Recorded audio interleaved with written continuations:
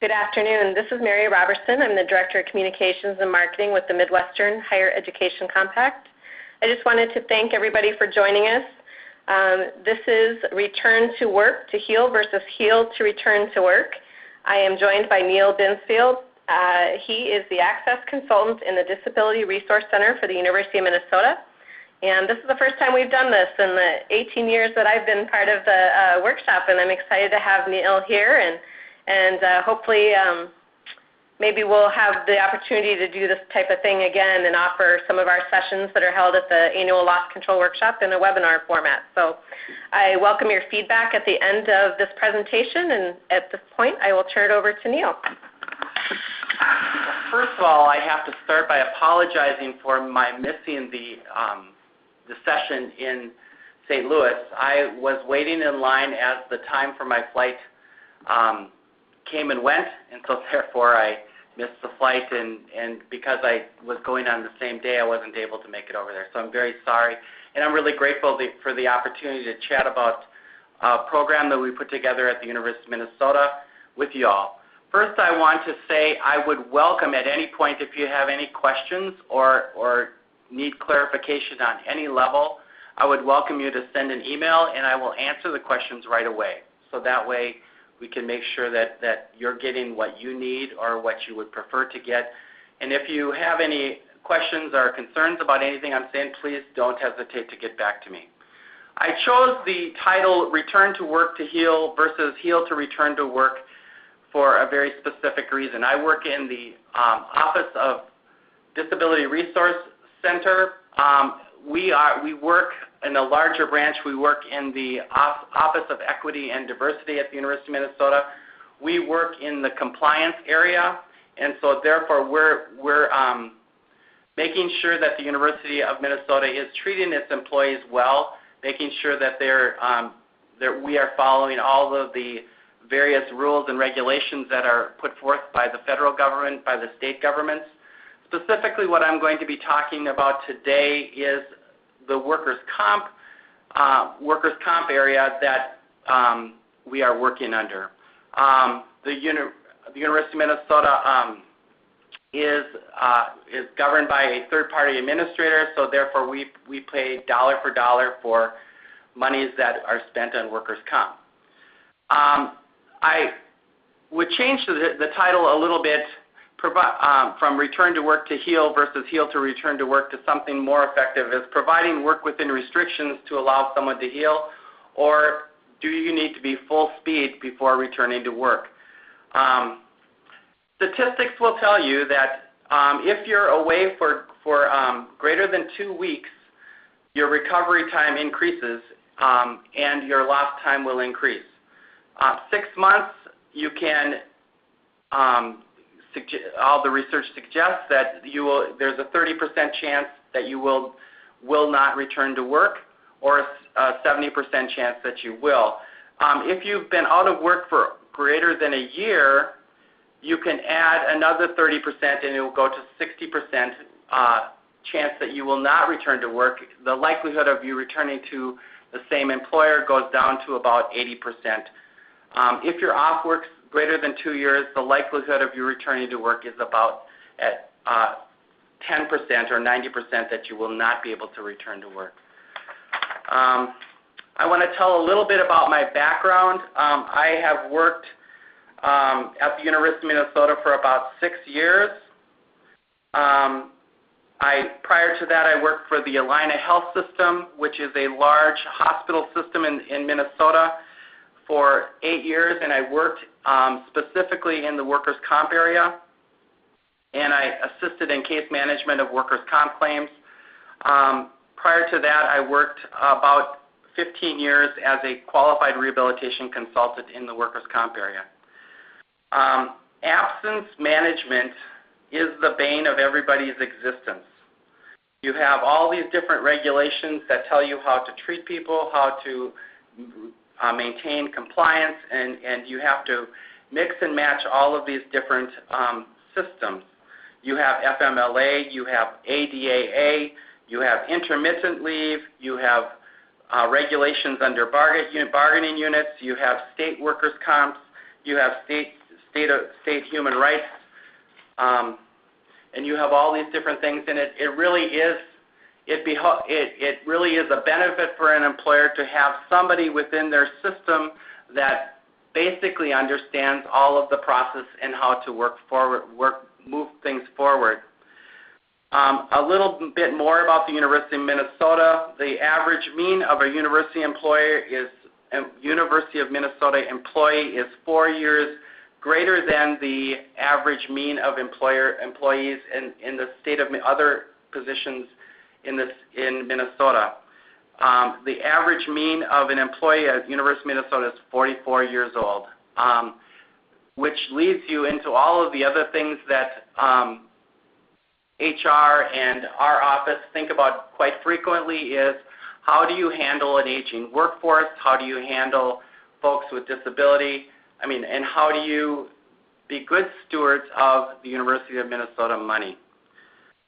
Added to that, all the departments and HR folks also have to look at their engagement scores. HR is, and they are judged by the engagement scores of their department. So therefore, and it just goes to reason that if you're dealing with a not so pleasant absent management situation, it's likely that significantly you'll be less engaged in the process. A little bit about the University of Minnesota. We have 5 campuses. We have the Twin Cities campus at St. Paul in Minneapolis.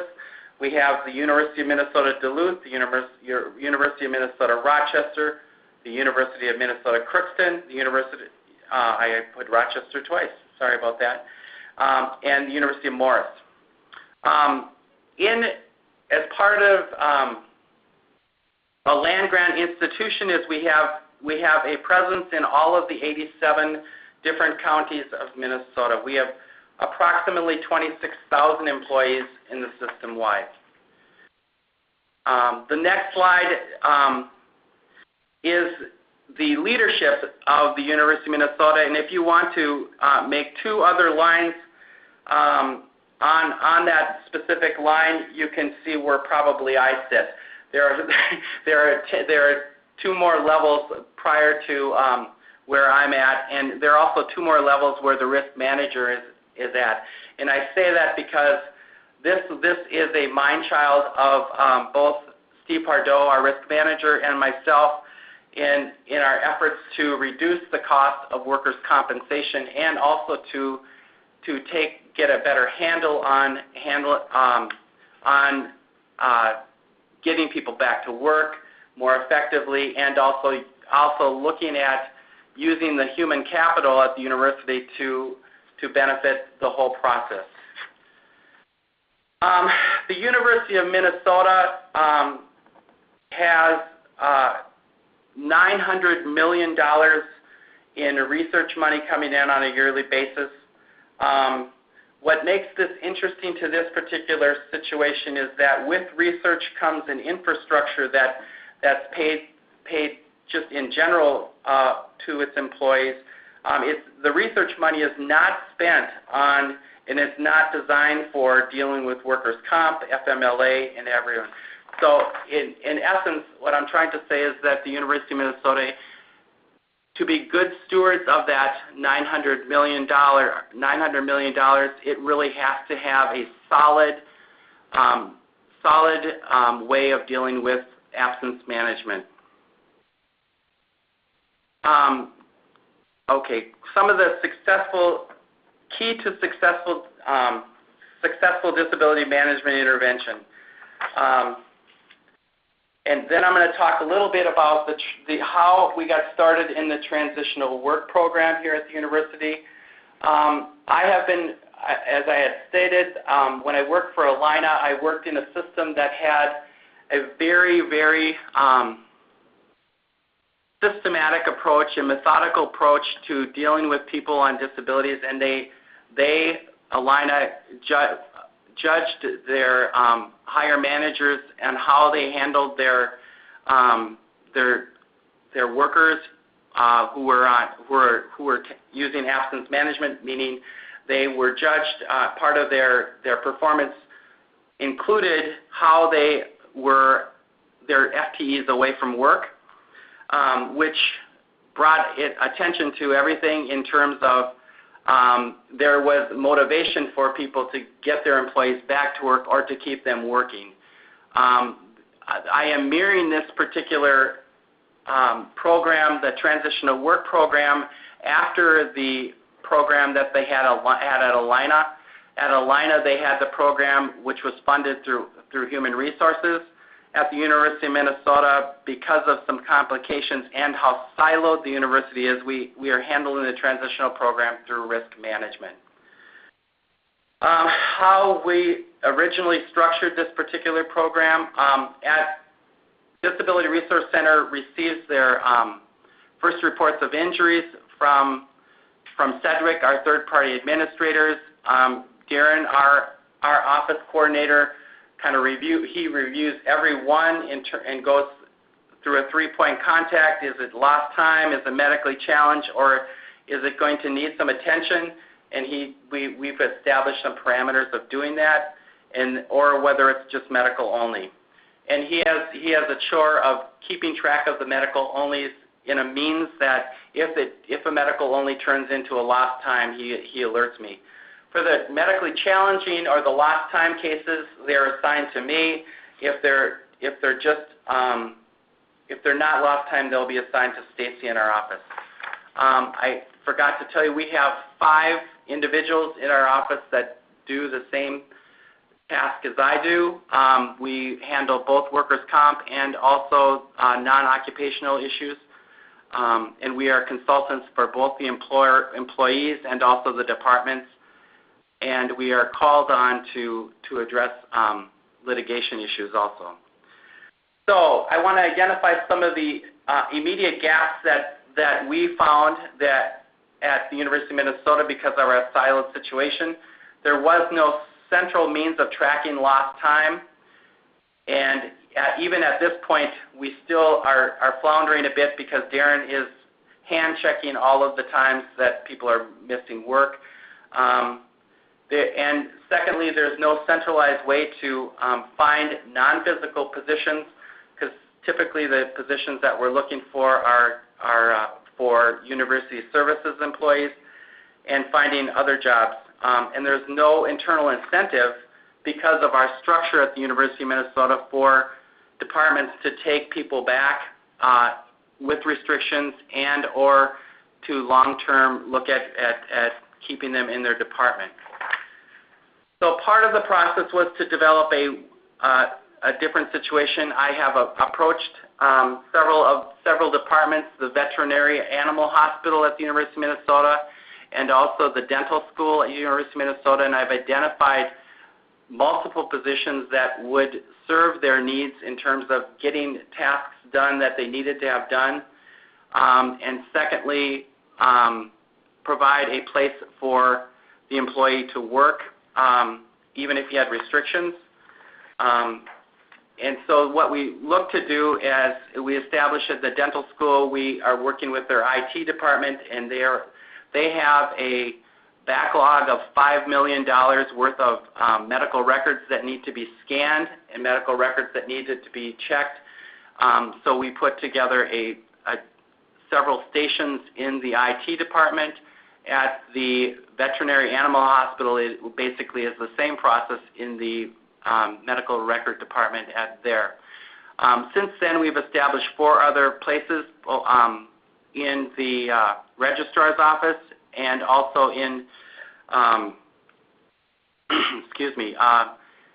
actually in human resources too. Okay, so I'm going to walk through a case study. This is, obviously Tom is not the gentleman's name. He had a very difficult situation. He was slammed in the back of his ankle, developed regional complex pain syndrome. After several years, after about a year, it was determined that he wouldn't be able to return back to this job. He had multiple other issues going on in terms of limited English skills, limited mobility, transportation issues, significant pain, and he was also in a bargaining unit.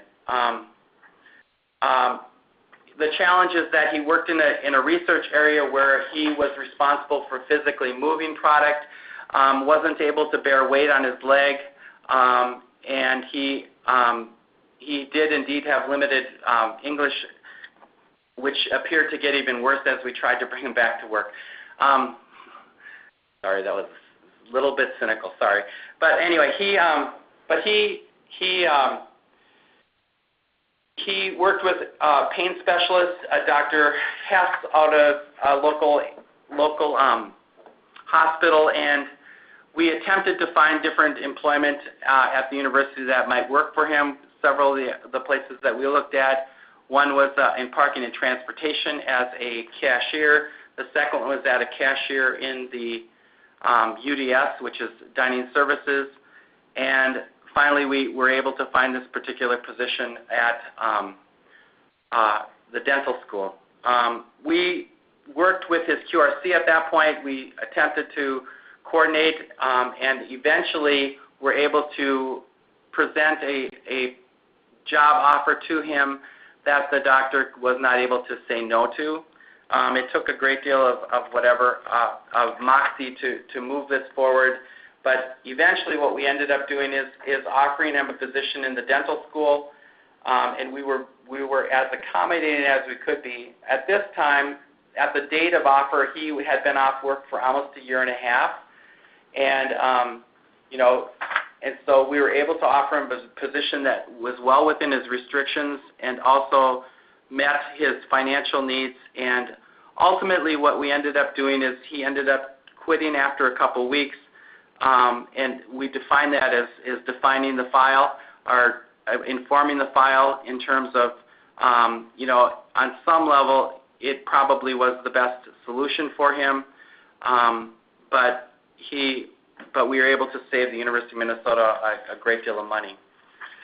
I'm going to talk specifically about the next step that we went to kind of in this particular process is that we met with Steve Pardo, who is the risk manager. We set up a meeting after we talked, after this particular case resolved, and we coordinated the development of a transitional work program. The transitional work program allows is money set aside by Steve Pardo, the risk manager, and it is managed by Steve and his associate Peggy Hant, and we looked for input from the HR folks, and we developed the process that a living wage was $14.70 per hour, and if a person is paid more than that, then the hosting department would be, or the department where the person was injured at would support the rest of the wage. And it was a long process for us to do that, and we developed a whole protocol for that. I do have a copy of that, which I will provide to you guys if you're interested, in kind of a step-by-step process of how that happened.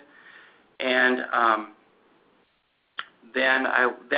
so let's talk a little bit about case management as we move forward. The realities are quite telling. The employees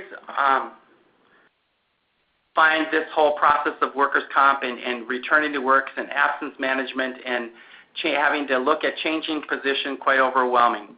It really, at this point, it turns into a situation where relationships are really the most important thing. Workers with good and very good experiences know where they are in the process. They know the role of the person they are dealing with, and they know what's going to happen next, given the circumstances.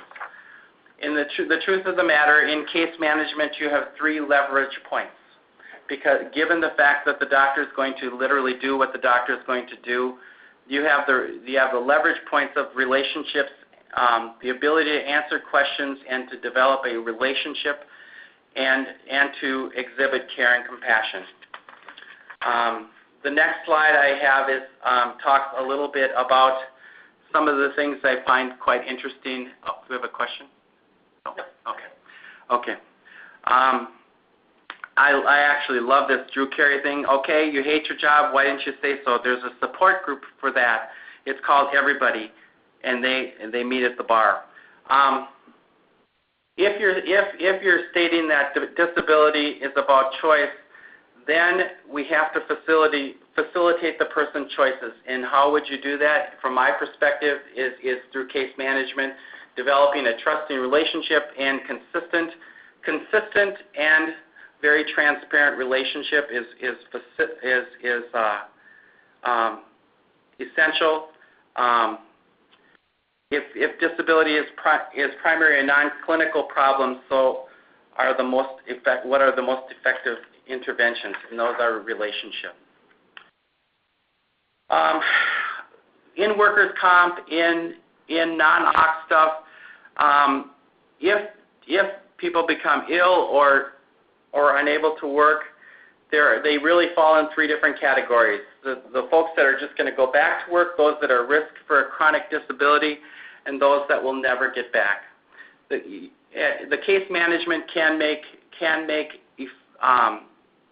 major gains in any of those particular realms because you can help facilitate someone to go back to work quicker. But where they're going to have the most input is dealing with the risk of chronic disability. All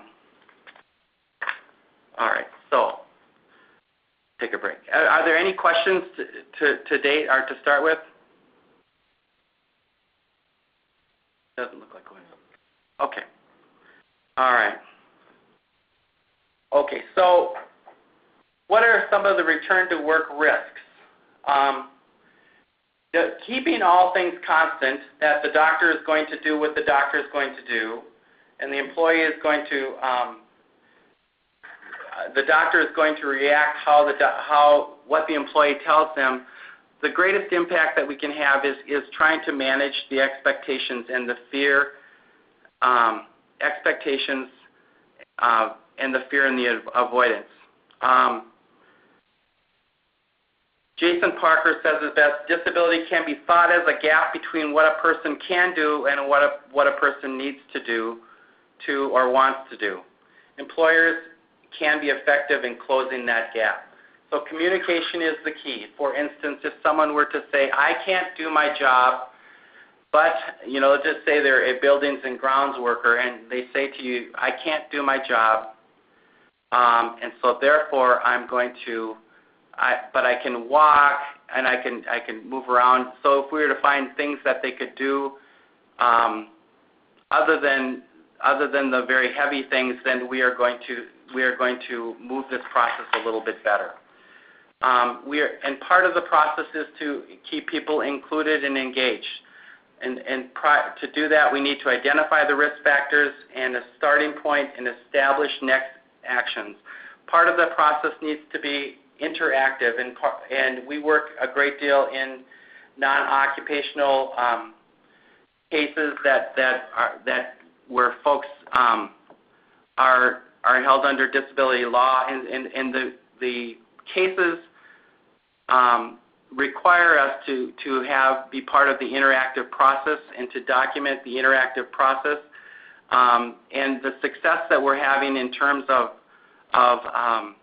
reducing litigation and so forth is quite substantial because of our ability to interact and to make force change. All right. So the University of Minnesota is broken up into 5 different campuses and has 5 different people who say that they are handling the disability management. And the University Services, for instance, the folks in University Services handle everything differently than the folks in academic health. So what we took one step back, building on Tom's success, we developed the transitional work budget through risk management with the belief that the transitional work budget would reduce the amount of money spent on workers' compensation claims. We created a meeting after Tom's success, and we included labor, risk management, HR, and payroll, and we developed a policy. And part of the policy emphasized the fact that we will no longer allow people to stay at home when they're able to work. We have to get that message to the provider, we have to get that message to the department, and we have to get that message to the insurer, and we have to make sure that the employee understands the importance and the importance of work. The guidelines for doing so, for this particular program, we have a program whereby the host department will continue to pay the person's wages, and they will be reimbursed by the risk manager at a rate of $14.70 per hour, which was defined as the livable wage by the Human Resource Office. The time frames is that we are looking at 3 months, and then there's some other variables that we continue to use. For instance, if a person is given permanent or indefinite restrictions by the healthcare provider, then we would allow them to restart in that process for another 3 months. I'm just going to let you kind of go through this examples of exceptions. We have that all documented. The results of the meeting since the meeting in 2014 with HR and risk management. We have served 38 employees in different capacities. The amount spent on the employees, risk management had a fiscal budget of $100,000 per year. The actual first fiscal, which ended at the end of June, we spent $59,000. The return on this investment has been quite significant. Our temporary total cost, temporary partial cost, permanent total cost, we have saved direct money of $60,000 and saved in speeding up the process of returning to work, and as estimated by Sedgwick, about $120,000, and reductions in settlements of about $395,000. All quite significant. So we're going to go forward a little bit and talk about some of the gaps that continue to haunt us a bit. We talk about what do we do with a bargaining unit person who is not able to return to work in his particular department. What internal mechanisms do we have to find them employment? And at the University of Minnesota, we really did not have a mechanism to do so. So we've established or started the process of establishing a job placement collaboration with the staffing office. And the tenets of that particular program need to be consistent, equitable, reproducible for coordinating campuses, and justifiable, and also need the bargaining units and so forth. So the internal process needs to be transparent, interactive, and we've developed another program for non-OC that has similar type of parameters also. We need to have examples. We need to engage employees. We need to have a reason to do that. Demonstrating the value of each university employee is great, with clear and concise expectations. I'm just whipping through this, sorry. The internal process, we've had, in this particular past fiscal year, we've had 4 cases that we've offered internal placement for, and it's estimated by Sedgwick, our third-party administrator, that we've saved approximately $270,000 in lost time, placement costs, and potential retraining benefits. Conclusion. University is, by its very nature, quite decentralized. The Disability Resource has provided case management service, loss management, collaborative interdepartmental placements based on need and availability. Results have demonstrated both human capital successes along with financial savings. I have, for your review, four different documents, one of which is the Transitional Work Program and Guideline and Timeframes that we have at the University of Minnesota that we're following, along with a return on investment document that you can look at. If we're talking about return on investment, we're talking about how much money was someone eligible to have gotten under the workers' comp statutes, how much money did we actually spend, and other costs that we might have avoided, including outside disability case management costs, placement costs, and then the soft money of settlements versus projected settlements and actual settlements, and litigation dollars. All of which that we're trying to measure in terms of when moving forward. I also, for your review, have a document that talks about the process of supporting injured employees who seek employment within the University of Minnesota, the internal placements process. And I'll just, and Mary can put all those into a document. And then I talk a little bit about the work injury process. I've copied both the University of Minnesota's process, our process that we work in our office, and also the process that I developed or helped to develop with the Alina system. And both are quite, might be very interesting to you. All right, so I whipped through my stuff. Are there any questions? While we're waiting here to see if anybody types anything in, there are questions. You can do it through the chat feature in the lower left-hand corner. I will send out all these documents that Neil is referencing to all the folks here on the call. I will also be posting the webinar online as well afterwards for you to review, and you'll be able to access the PowerPoint slides in case you want to spend more time reading the case study that he presented. You must have covered it very thoroughly. I don't see any questions. Okay. Well, thank you for the opportunity to be here, and I look forward to meeting you all again sometime. Thank you.